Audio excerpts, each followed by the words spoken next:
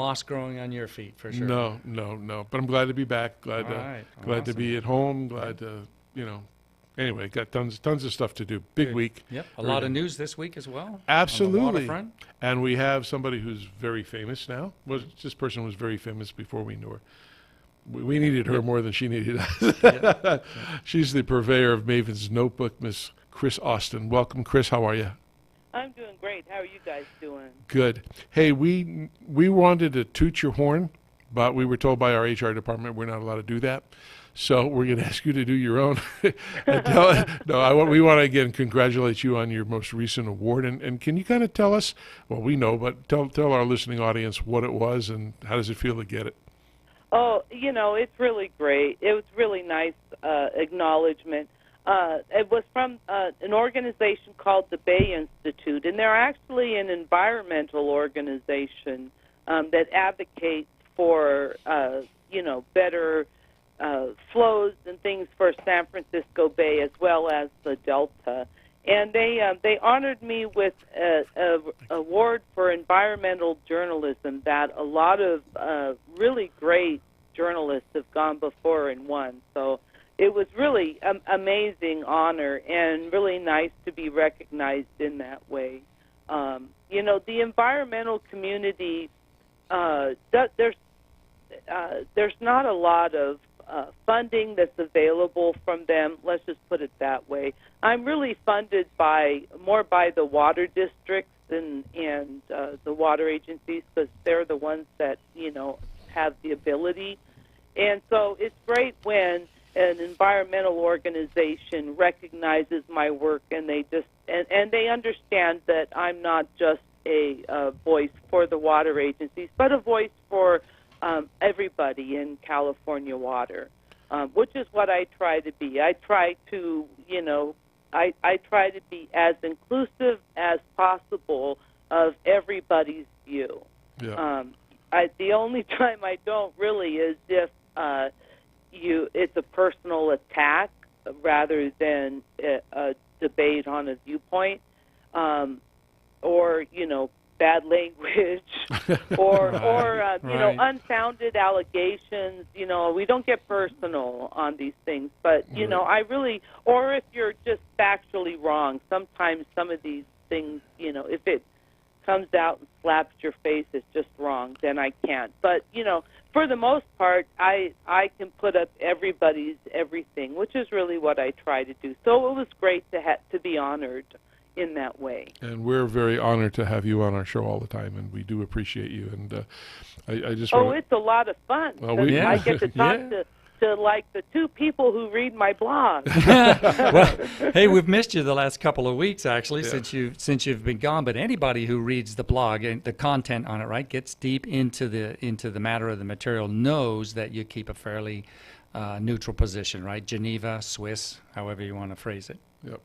And I have to thank Mr. Mike Barron because he's the one who turned me on to your Maven's Notebook, and ever since then, that's when we contacted you, and it was just awesome having you on the show and keeping you on the show. And I mean, we get a lot of responses from our listeners, and now we have a new email address for the show, which I'll give out later.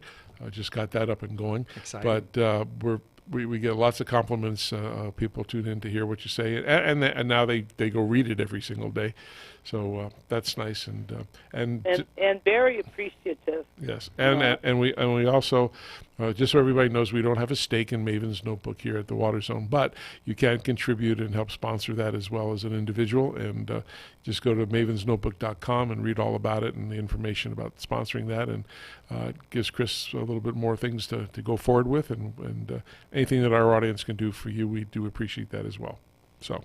All right. So, Chris, what's happening in water news this week? Well, one thing that's important to bring up for, our Southern California listeners is that Metropolitan has just pumped a whole bunch of money into their landscape transformation program. They're giving now $1 per square foot of grass that you change over into something that's more water conservative. And if, depending on where you live, if you're a member agency of Metropolitan, there may be even more money in it for you. No, I know you're neutral in your reporting. We were at an irrigation association conference a couple of years ago, and a lady named Inge Bisconer, who does our ag show, was on, who did a report showing that the money that was spent on the first time that was done, that if they took the same amount of money and invested it into the agriculture world, they would have saved, I don't know, 20 times more water, or a bigger, gigantic number. I don't remember what it was off the top. With the same investment. With the same investment. Because do you think, or do you know how much water, was saved out of the residential kind of thing versus what it could have been in the other world of it? Well, I'm not familiar with the numbers, but I will tell you this.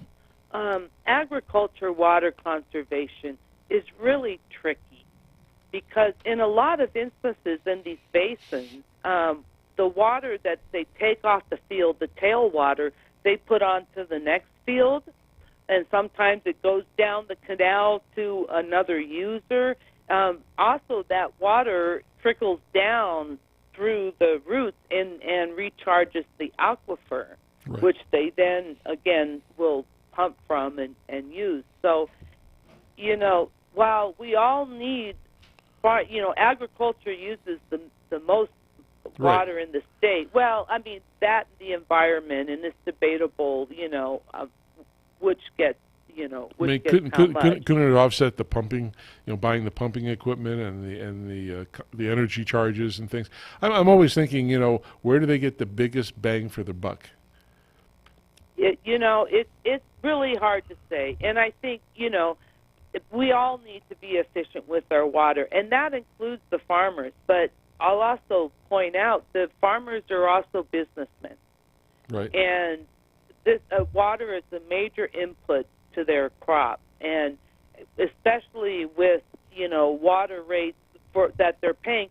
There are some in the Central Valley with very old contracts from the Bureau of Reclamation, and yeah, they get it for really cheap. But there are also a lot of farmers in Kern County, for example, that pay $300 or more per acre foot of water. So when and pumping costs, they're very familiar with too. So it's like farmers or businessmen, they don't waste the water. It's easy to kind of look at it, and sometimes sprinklers are wasteful. Sometimes sprinklers are the way to irrigate that particular crop. Not every field should be flooded. Not every field should be micro drip irrigated either, depending on the crop that you're growing. Right. It's just there's so much texture to the issue of agriculture in saving water that it's hard to just go off the cuff and say they should be using less. It's not appropriate for every field to be using micro drip irrigation depending on the crop that they're growing. Of course. So and not every field can grow every kind of crop. So no. Like, well, I understand. Chris had sent me a copy. Chris here had sent me a copy of this rebate, and right. I guess you can't replace it with artificial turf or anything like that. It can't be used for artificial turf, right? I mean, but they're calling it the Landscape Transformation Program, but it really is similar to what ended 3 years ago, which was the turf rebate program, right? I mean, this is essentially the same thing. Yeah. Right. And I want to say I am not against people having grass. It's just there's a lot of places where we are using grass where it's never walked upon. Well, it's like medians in the road. I think that's a silly place to have it, and cars are driving back and forth, and they personally, I don't care if it's real grass or not, or phony grass. It's just green and it looks nice, and especially when you're driving 60 miles an hour down the freeway, you could care less about that. But I know I know we had Caltrans on, and they're trying to eliminate all kinds of overhead sprinkling systems and things of that sort. So that's I'm not against it. I think any way that we can help to conserve water is a good thing to do, because we're going to need to do that going forward. And I think that it's the areas where grass is that it doesn't need to be. Those are the areas we need to address. if you have a family and you have a backyard and you use it, then by all means, you know, you should have grass and you should water that. Right. But you know, if you have a front yard that nobody ever walks on, you know, maybe you could do something better that saves water. Yeah. I was glad to see, Chris, in the press release that the Met put out, that they're looking at, they put other requirements in there, right, to drive the sustainability part of the program. Obviously, working on lessons they learned from the first time around. But you know, let's see how it comes about and how it gets driven down to the consumer this time, because these you know, these rebates are going to the water agencies versus direct to the consumer. Yeah, and you know, water-wise landscaping doesn't mean cactus and rock. Right. It can mean other things that can be quite lovely. So you know, we shouldn't always think that that's what, you know, rip out your grass and you must go to cactus and ugly rock. Yeah, well, you know, the last time they did it, right, I mean, it spawned a mini industry, if you will, right? I mean, there were reputable as well as unreputable contractors that were going and taking advantage of this program. So, you know, there's lots of different... Boy, there were some conversions that were going on that if someone came out and did that to my front lawn, I would cry. There's no other way to put it. Well, there was even stories about Los Angeles with Mayor Garcetti, that he was involved in some of those companies and getting kickbacks and stuff. It wasn't proven, but you know how rumors start. But anyway, I think whatever we can do to help conserve water and use it more wisely is a smart thing to do anyway. And water and all of our resources, quite honestly, electricity and everything. You know, we should only use what we need. Right. Yeah, and but you're right, Chris. Right? It's sustainability is important. How you do the transformation is important. I mean, you don't want somebody to come out there and just with a turf splitter and just rip up your turf, throw down a couple of yards of decomposed granite, some DG, and then throw in a couple of ceanothus or something, right? I mean, it's got to be done right in order to be sustainable. Yeah, and nobody should feel guilty because they have a patch of grass in their yard that they use. Right. You know, nobody. We're not to that point yet, and I think that having grass adds a lot of value in certain instances and keeps it cool. And I know I'm not supposed to take any position, so don't take this personally. But I'm not a big fan of artificial turf. I'm not either, but. You're in good company. So, well, we're supposed to see a lot. We're supposed to see social media on this. Oh, even TV commercials, right? In as I remember reading in the press release. Yeah. So it's going to be prevalent. Now has conservation ads going all the time. I don't think they ever quite stopped after the drought. They've continued to remind us all that we need to be careful with this. Yeah, that's true. So you're saying that Met also decided to spend $11 million on Delta tunnels? Oh, well, actually, Metropolitan on Tuesday had to take another vote on whether they would go for supporting the building the entire Delta Tunnels project, which is something that they voted back, I think it was in April or May. But there were some allegations of Brown Act violations, that being the code that people can't be discussing and making decisions not in an open forum. Directors should not be calling up each other and, persuading votes and we want transparency. Yeah, and Metropolitan disputed the allegations, but nonetheless, they decided to take a revote.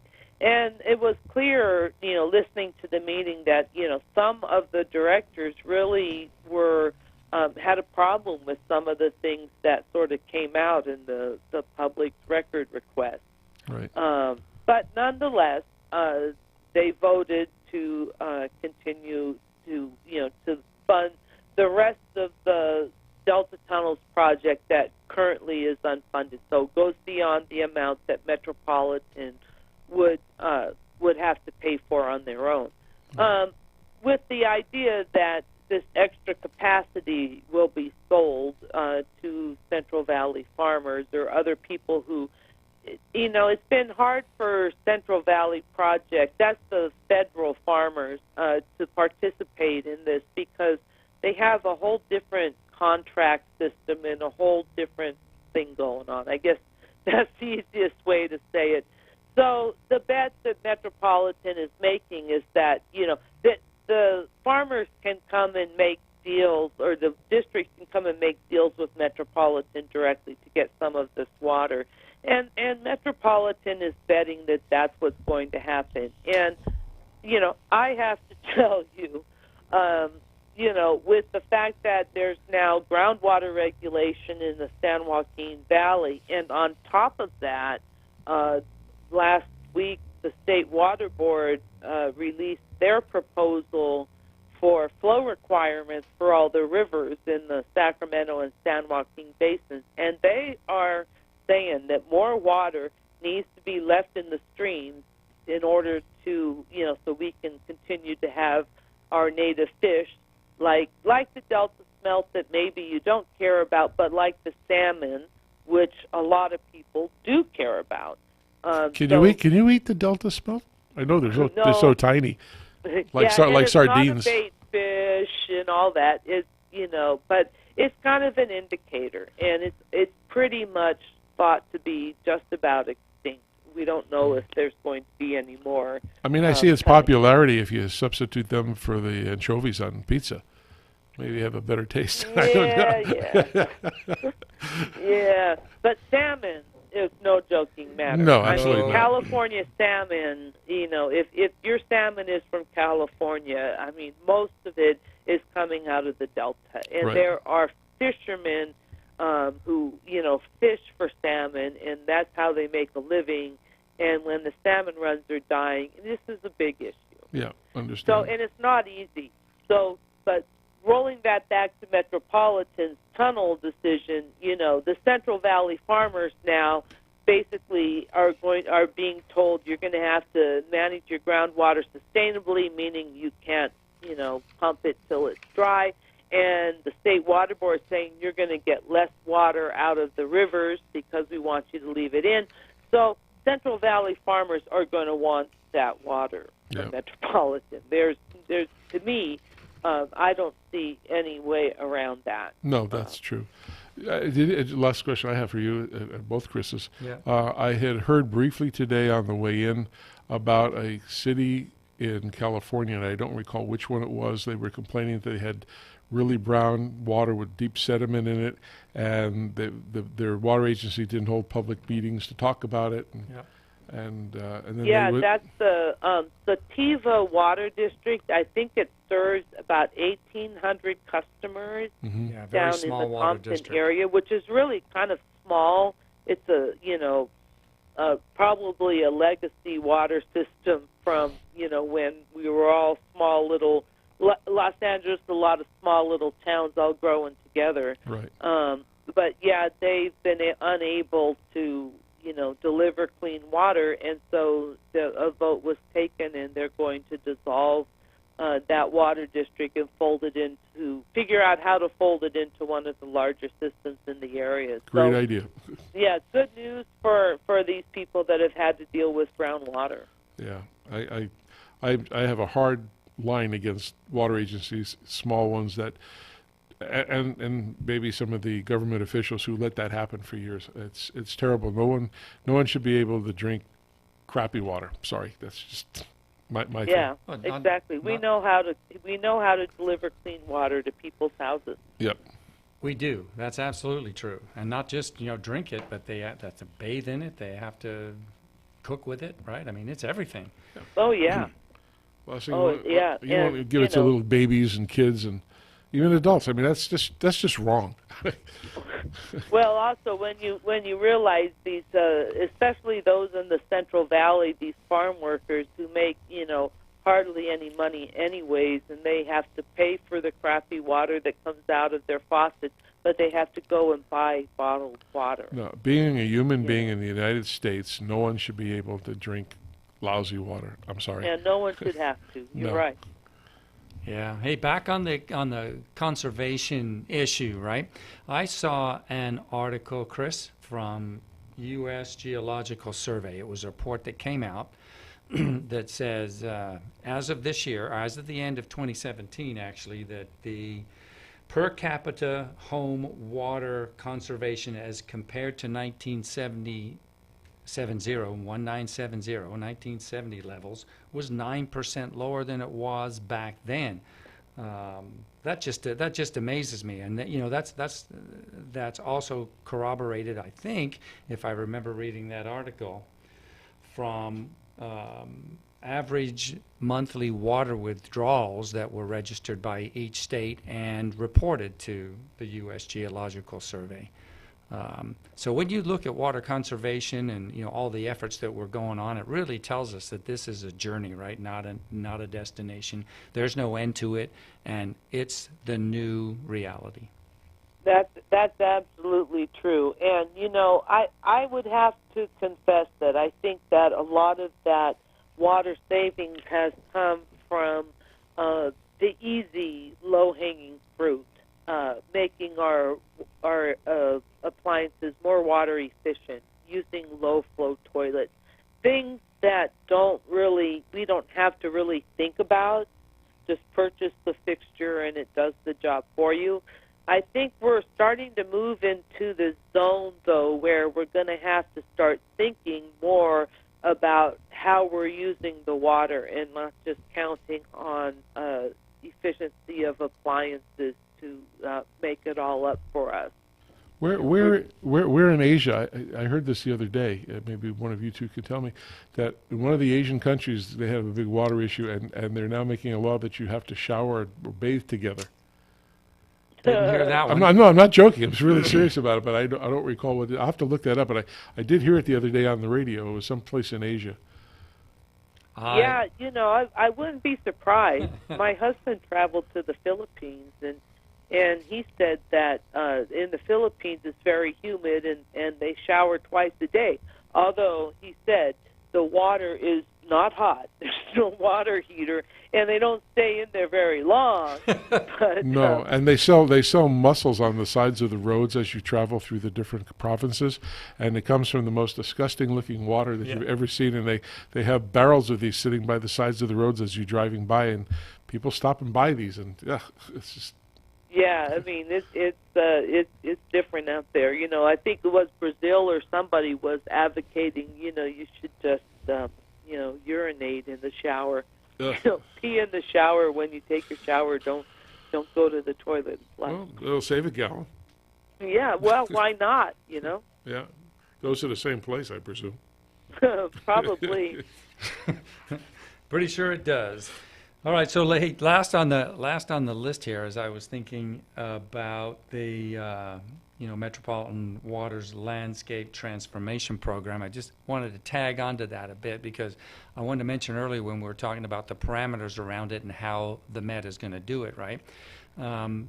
Changing out a lawn carte blanche without thinking about it, without doing a water audit, without doing anything like that, right? So maybe some of the requirements as we start to refine these programs, and the Met does, should include some of the new science that's around water conservation, like water audits and how easy they are to do. But you rarely see that mentioned anymore. Oh yeah, and there's a lot to that. And no, you really do have to plan these landscape changeovers. Yeah, wildlife habitats, another issue that can be a benefit from landscape transformation and pollinators. Right. Oh my word, we had a garden, and we were having a heck of a time getting our vegetables and everything to grow. So my husband went and got some flowers and put them in there in the garden and set up a little bee thing. And what do you know? Now we have fruit and vegetables coming out of our garden. But yeah, it really does make a difference.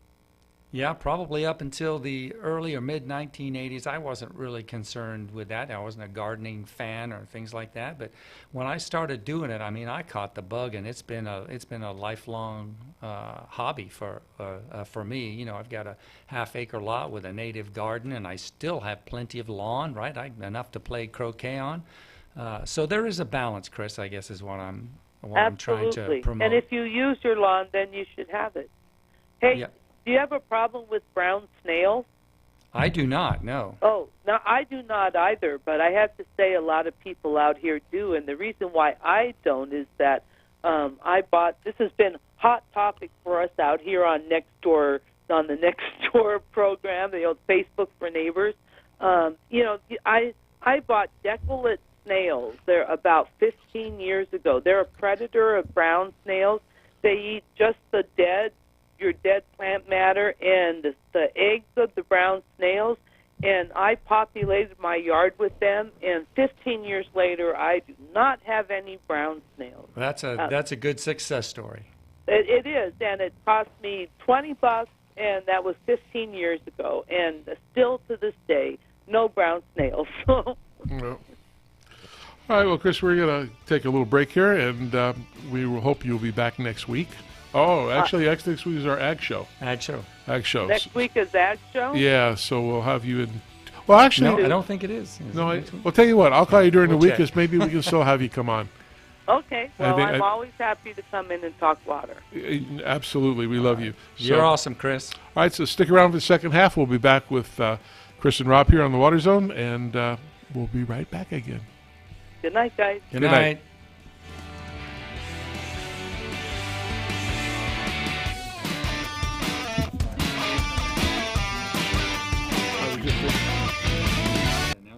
Did you know that an irrigation system that has a leak of just 1/32nd of an inch in diameter, that's the thickness of a dime, wastes 6,300 gallons of water per month or 75,000 gallons per year? Well, with more solvent cement experience than anyone on the planet, Weldon formulates their products not just to meet a standard, but to exceed it. Weldon products are designed to provide even greater safety margins, often able to make up for common mistakes or less than ideal installation conditions, reducing the chance for leaks and costly callbacks. Weldon's invention of solvent cement over 60 years ago revolutionized the piping industry. From day one, Weldon has led the industry with their broad range of high-performing solvent cements, primers, and cleaners, bringing unique solutions to professional contractors and homeowners.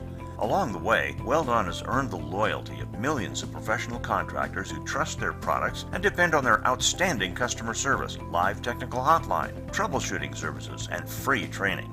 And because they care about the environment, Weldon was the first manufacturer to develop and offer a complete line of low VOC cements.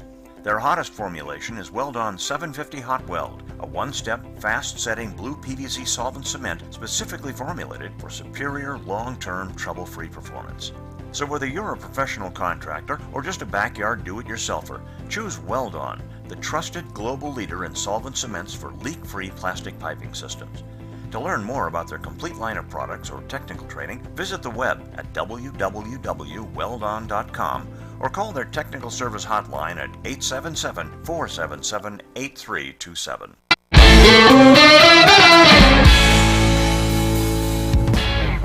Let's talk drought stress. No one likes burnt plants or grass, especially your customers. So when it's hotter than a tin roof in Tallahassee, what are you gonna do? Water the problem away? Not only does that abuse a vital resource, it's illegal in many cities. Here's a quick and easy solve that won't get you in trouble with Mother Nature or Johnny Law. Applied as a year-round program, Moisture Manager from Lesco supplements regular irrigation by attracting moisture to treated areas, thus making the moisture available to plant roots. This maintains wettability between waterings and rainfall, allowing soil to accept water as it becomes available, and making the water more accessible to the plant roots. Boom! More green, less watering, and a great new reason to see your customers on a recurring basis. With Lesco Moisture Manager and Site 1, high heat is no sweat.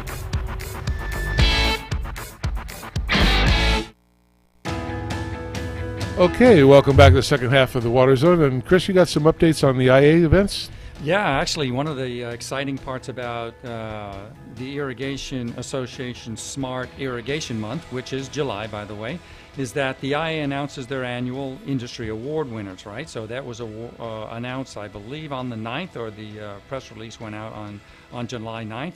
So there's 3 awards altogether: the Industry Achievement Award, then the Vanguard Award, and then the Excellence in Education Award. So just wanted to take a minute to congratulate the winners of that. We'll help with with announcing it on the Water Zone show here. So the Industry Achievement Award this year goes to Jim Clouser. He's from Clearwater Supply in Ontario, and he got that award for driving significant increases in the use of efficient irrigation technology. So congratulations there for Jim. Ontario, where? Ontario, Oregon. Oregon. Sorry, my Just wanna fault. make- Yep, just you're wanna make sure. absolutely right. Good point. Good point.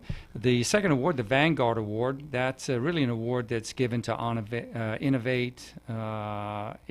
for innovative irrigation projects. There's 2 Vanguard Awards that were issued. First one was to Conserva Irrigation, well known in the irrigation industry, for their work. Good group of guys. Good group of guys, yeah, for their work on water savings by changing the irrigation services approach, right? So it's they're 2 years into this project, and they're doing it with the Target Corporation. So they've called it a sustainability project, and so far saved about 36 million gallons for the Target Corporation. So congrats to Conserva. Second Vanguard Award goes to Netafim USA and their variable drip irrigation project, or VRDI, right, with Gallo Vineyards, and that resulted in I'll drink to that. Yeah, you took the words right out of my mouth. So, it increased yields and improved water use efficiency. So, great sound effects. Yeah. All right, the third award was the Excellent in Education Awards, and it's an Irrigation Association Foundation Award for excellence, and it's issued to, or awarded rather, to the educator or teacher or somebody who formerly taught irrigation. This year it went to Franklin Gowdy, who is from Cal Poly San Luis Obispo, the real Cal Poly. Yep. Congratulations. Yeah, so congrats to Franklin. So we have a great guest lined up now, Rob. Yes, we do. For us We to have listen to. Mr. Michael Marcus. He's the general manager of the Orange County Groundwater Authority, and we caught up with him at a recent Orange County Water event. And so here we go. Well, we're here with Mr. Michael Marcus. He's the general manager for Orange County's Groundwater Authority, and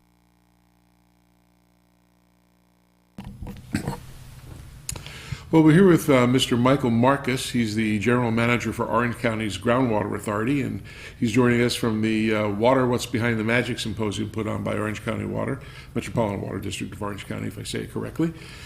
I have Anaheim Utilities, but so used to saying that all day long. Can you tell us a little about what Orange County Groundwater Authority is and does? Well, we're the Orange County Water District, and what we do is we oversee and manage a very large groundwater basin in central and northern Orange County.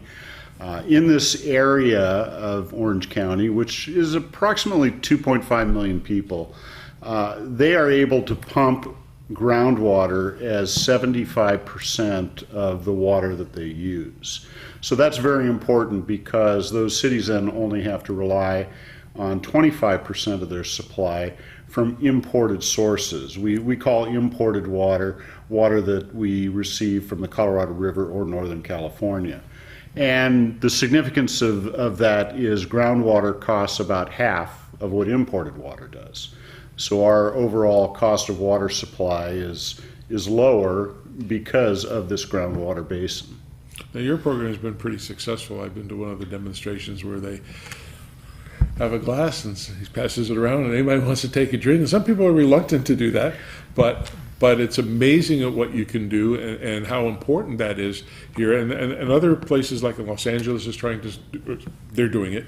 But you guys were sort of a pioneer here to push that forward. Yeah, we have been pioneers, you're right. And it's funny because it really started back in the 1970s. We built a facility in Fountain Valley in Orange County here, which was called Water Factory 21. And that facility was the first facility in the world to use reverse osmosis technology to treat wastewater and turn it into nearly distilled quality water. So we've been familiar with reverse osmosis technology for over 40 years. And in fact had that facility. It supplied water to the groundwater basin, and we have a seawater barrier also. The water supplied water to the barrier. And then the project you referred to, the groundwater replenishment system, replaced the old water factory. So the groundwater replenishment system provides 100 million gallons of highly purified recycled water as a source of supply for our groundwater basin. Do you, since it's been so successful, have you shared, I mean, I'm sure you publish documents and things and go to symposiums all over the country and maybe all over the world.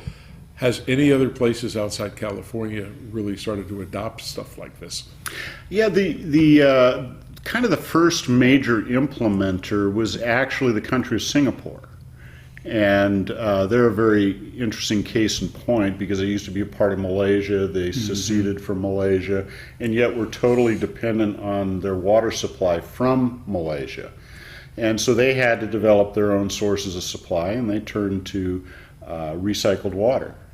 In fact, when we were doing our testing of the technology back in the mid-1990s, Singapore came over and we shared our pilot testing on the microfiltration and the reverse osmosis and the UV technologies with them, and then they moved forward and implemented a little bit quicker than we did, but they implemented it. It's part of their water supply. So they have quite a few facilities actually on the island that provide a major portion of their water supply. And then we've had others. These types of projects have been developed in Texas. Certainly San Diego is looking at developing one. They're in the final design of what they call their Pure Water project. LA is looking at a similar type project. Up in the Bay Area, Santa Clara Valley Water District has implemented a 10 million gallon per day advanced purification facility. So we're starting to see more and more being developed and put into implementation. And then even the Orange County Water District, we're looking at our final expansion. We started out at 70 million gallons. We then expanded to 100 million gallons, and we have the capacity to go to 130 million gallons. So we're in the final design right now for our final expansion, and hopefully in about 4 years we'll be up and running at 130 million gallons per day, which would be enough water for 1 million people. Excellent. How much of your connection base, your customers, your clients, are aware of the technology that you're using to? Probably not as many as we'd like to. I often do you have outreach and things like that? Oh, we have tremendous outreach, and we had to have outreach really when we started implementing our original recycled water plant. So we started in the late 90s, when we were, even before we started the design of the original project, with the outreach, because we knew what can happen. Projects. That's 20 years ago, yeah. That was a long time ago, and the outreach has been ongoing also. We give tours of the facility, we have a speakers bureau, we go out and we talk to people, and we do try to spread the word. We get a tremendous amount of people from all over the world that visit us and take a look at what we're doing as well.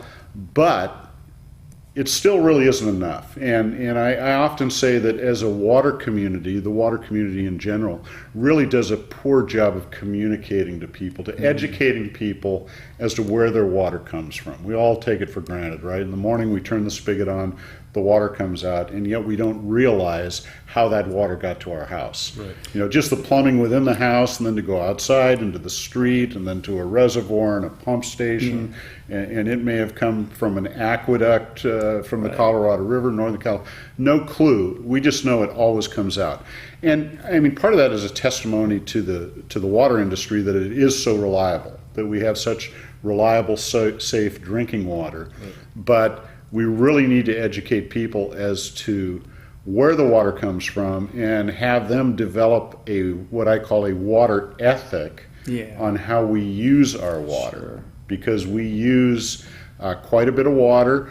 I think we do a nice job of tracking the usage inside the house. Low flush toilets, low flow shower heads. I mean, we all have those.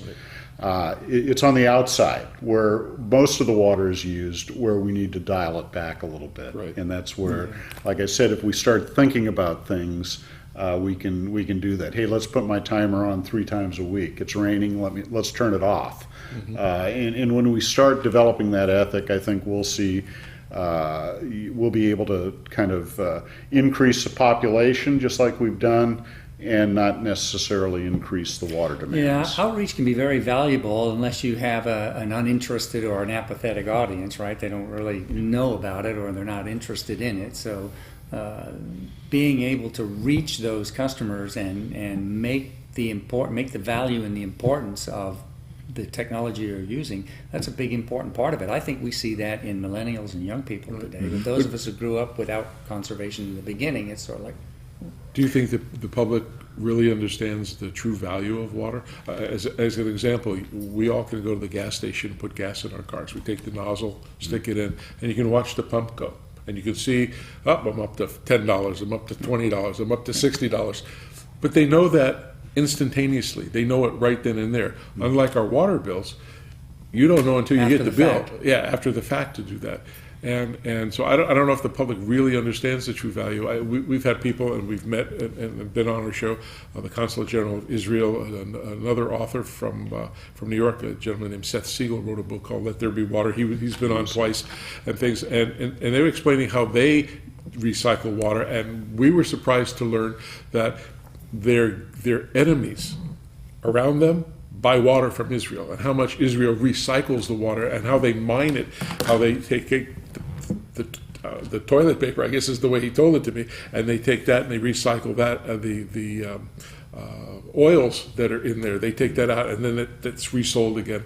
And how, I know that their system is different, it's operated by the government, but they're very strict, but they said even the kids at school know you don't turn this water on, or you don't do this. We don't have that yet here. No, and it's interesting. I think that where it really starts is educating the children. At the Orange County Water District, we have an annual event called the Children's Education Water Festival. And it's a 2-day event, 3rd, 4th, and 5th graders. We get over 7,000 students in that 2-day period. And they just go to different tents where they have hands-on type activities, and we try to, they'll take that home, and then they'll tell their parents and educate their parents. But it really has to start, I think, with them, and then kind of trickle up. So if we can get something in the curriculum that would help them in the classroom, not just a 1 or 2 day event, but something in the curriculum that teaches them about water, I think that certainly would be a major step in the right direction. How can that be communicated to the superintendent of schools in California? I mean, is there ongoing conversation with them to say, hey, let's talk about this, and can we include this as a subject versus some of the ones that they're doing today? It's not being talked about, and that's the problem, and that's where I say we as a water community are falling down. However, we are starting, I know at the district with my public affairs staff, we are starting to have these conversations, have the conversations with others. It'll have to percolate up through maybe an association like AQUA, the Association of California Water Agencies, to get to the state superintendent and start promoting these ideas. But I think that that's really one of the keys, because you're right. I mean, people do kind of ignore the water bill. Sure. I think to a large extent it's because it's so inexpensive. Yeah. I mean, mine, it's just my wife and I now, but we live in a 4-bedroom home and no pool, but it's only about $30 a month. And so you take it for granted. The cost of water probably is underpriced. It's like when the gas got up in my neighborhood, most of the people are, upper middle class, and they have company cars and the credit cards, so I don't care if it's $4 for gas, and they plop it in and do that. But the water's a different thing, and it's unfortunate that people don't know, as we were talking to Fritz Coleman a few minutes ago, just think if a major earthquake hits and damages our major water. I mean, I still want to see somebody in legislation say the top 3 issues are, this, and this, and water should be one of those top 3. Because you can't build any more homes, you can't have hospitals, you can't grow food, you can't live without water. And to me, that should be one of the major things. With all this stuff that they're building or they're spending money on, and I won't go into it here, but I'm trying not to be political, but there's a lot of things that they're spending money on, and I'm nervous because when I hear things like they were talking about this possible tax this morning, how do I know that the money is going to go to that? Every time I hear something like that, a year down the road, oh, well, they took the money from this, like we're supposed to fix the roads. They take the money from that, divert it somewhere else, and yet we're paying money on it. And nobody holds them accountable for it. I guess the only way we do is when we vote for them, but the same people keep getting in and in. It just gets blindsided. Yeah, no, you're absolutely right. And water does drive the economy. I mean, there's no doubt about it. And water is a necessity of life. Mm-hmm. And, right now, I think the way that things are handled, the system works well. You have the local control. I think that's important, that people have that type of control to decide whether they want to develop the projects, whether they want to spend the money to develop the projects. I mean, our recycled water program, by the time we're done with it, it's a capital investment of $900 million. And our O&M costs are about $20 million a year. So it's a commitment. Mm-hmm. But we can still produce the water at a lower cost than imported water, so it makes sense, and we have the water supply reliability. We don't have to worry about cutbacks on the Delta or drought on the Colorado River. Our recycled water delivers the same amount of water every day. I'd be interested to know, to what level do you treat that recycled water before you put it back into a recharge basin, I'm assuming, so it can percolate down into the aquifer? We treat it to an extremely high level. Okay. So the water that we receive the wastewater from the Orange County Sanitation District. So that's a different agency, and they treat the municipal and industrial waste in the same service area, the same 2.5 million people. So they treat that wastewater, they treat it to what's called secondary levels, such that it's safe to discharge to the ocean. But instead of discharging it to the ocean, we want to capture it. We want to pull it back in. We do not consider wastewater a waste. We consider it a resource. And then we run it through this advanced treatment process. So we run it through microfiltration, which removes all the bacteria, the protozoa, the suspended solids in the water. And then it goes through reverse osmosis, which really is the workhorse of the treatment process. So the reverse osmosis will remove any of the dissolved minerals, viruses, pharmaceuticals any UV out of the water. The UV is the final step. So reverse osmosis removes just about everything except some really, really small organic compounds. And do you add more salts back or anything back into it?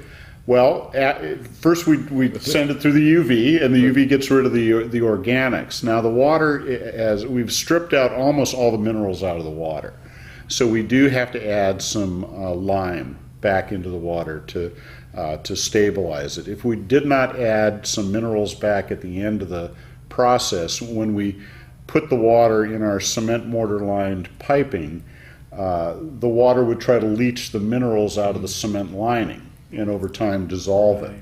So we do add a little bit of mineral back into the water, but not that much.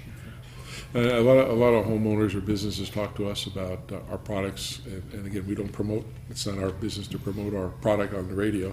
But one of the interesting things, they said, well, you can get non-potable water, and why should it's so cheap, and we don't have to worry about it. And I go, well, there's only a certain amount of that available at the moment, so I'm sure down the road when it gets scarce, the economic says it's going to raise. Plus, you can't put in a whole new system to a house that's already existing and have the water agency put a whole new piping system in so they can, that's ripping up every street, everything to deliver a secondary system, which I can't see is ever going to happen to that. Well, it happens to a lesser degree. So non-potable recycled water, you're right. It requires less treatment than what we currently provide. So it would just be the equivalent of taking that secondary effluent and running it through our first step, microfiltration. Then you could take that water and use it for irrigation purposes, Correct. golf courses, green belts. But you're right; it takes a separate system. You have to run to handle that non-potable water. Often it's put in purple pipes, so it's referred to as purple pipe water. Right. Yeah. But that's non-potable, tertiary treated water. You in those know purple pipes. what I don't see, and Chris and I were talking about this a couple of weeks ago. You go to the Parks and Recreation Department, city things, where they use the non-potable water, and they take a regular hose, put it green, brown, black, whatever, squirts, but it's non-potable water. Why shouldn't it be purple? Because people don't know. I mean, people know that purple means that. So I can imagine some kids picking this up. Hey, it's just a regular hose. Let's take a drink of water and stuff like that. But there's no regulation to say that if you're using that kind of system, everything should be purple that's attached to it. It is up to the spigot. The spigot has to be clearly identified. Yes. But you're right. If you hook a hose up to it and then turn it on, no one has an idea if that hose Person is. user, right? Yeah. So it's up to it's up to them to do that. But It's not a bad idea. I like that actually. Purple hose for non-reclaimable water. Yeah, I have seen just recently in the last, it's just the first part of this year in Utah and in Florida where I visited, where developers now are being required to build new homes with potable and non-potable piping. And I'm sure they pay for that, or they have. You the do, right? And we had the opportunity Mellow rules. we had the opportunity to sit down with a couple of developers and ask them, some questions. And it's you'd be surprised, it's not that much more to the cost of the home, because it's not internal piping, right? The drainage part is, and the collection part is, but to deliver it to use in that home or back into a municipal water system is not that expensive. The thing you have to worry about, those cross connections. Yeah, absolutely. I mean, if someone digs up the purple pipe in their front yard and taps into it and then uses it. So. Exactly. But the very thing that was the first thing that came up when we were talking to those guys. So you attended this event today. What is the biggest takeaway that you got as a water agency? Yeah, I think the biggest takeaway, I mean, the theme kind of was unintended consequences. I think there was today, the thing for me was one of the sessions that talked about the water tax, the mining bill, and the alternatives that might be available in lieu of the mining bill. So I was particularly I think impressed with Paul Jones's talk from Eastern, the general manager from Eastern Municipal, and what Eastern has done in developing the legislation that they're pushing, which to me seems like a more practical approach to try to consolidate those smaller districts and then maybe have a single provider provide the water. That seems like a very sensible and cost-effective way to handle the problem, because it is a problem and it has been a problem. We all knew about the Flint, Michigan thing, but we were surprised right after that to hear about all the places in California that are having problems like that. And I agree with, I'm sensitive to the thing that we're all human beings and we should treat people as human beings, and you don't give them dirty or contaminated water. I totally agree with that. But I also think that legislatures should talk more with water people. And I know they say they do, but before they launch this thing off to go do and think of all the alternatives, they don't. It's always easy to say let's tax and never get to the root cause. And so I'm glad I heard some of that today. And yeah, I think it was very well thought out, because I agree with you. Sometime I think legislators will take kind of a knee-jerk reaction to things and say, yeah, the tax is the easy way to do it. We'll just charge everyone and then we'll figure out what to do with the money. But it appears the legislation that Eastern is proposing is very well thought out and has a de minimis impact fiscally for the state of California. Now, just a silly question. I know when they started recycling this water, the terms from all the news people were toilet to tap. And I don't think you promote it that way anymore. Or was that a smarter way to do it at the beginning? Was it a good thing to do, or that you realized maybe it shouldn't be that way, or does it scare people? I think it could scare people. That was mainly used by opponents of the project in San Diego back in the late 90s. And it had also been used up in the San Gabriel Valley, where a similar type project was being developed at a similar time. And there again, it's just a matter of educating people. You go, no, this is not toilet to tap. Toilet to tap implies it goes from the toilet straight into the water system, right? That was pretty interesting, and we're going to continue that on the next show so we know a little bit more about what's happening. Anyway, most important thing is to, when you go home, is to think blue. Everybody had a good evening, and we'll catch you next week. Have a good one. Bye, everyone.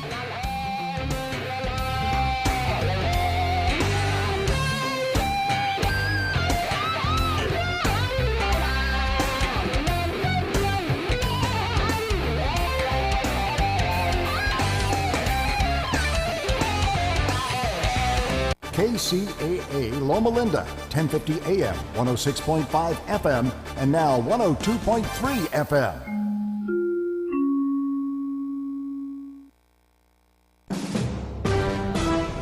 NBC News Radio, I'm Tom Roberts.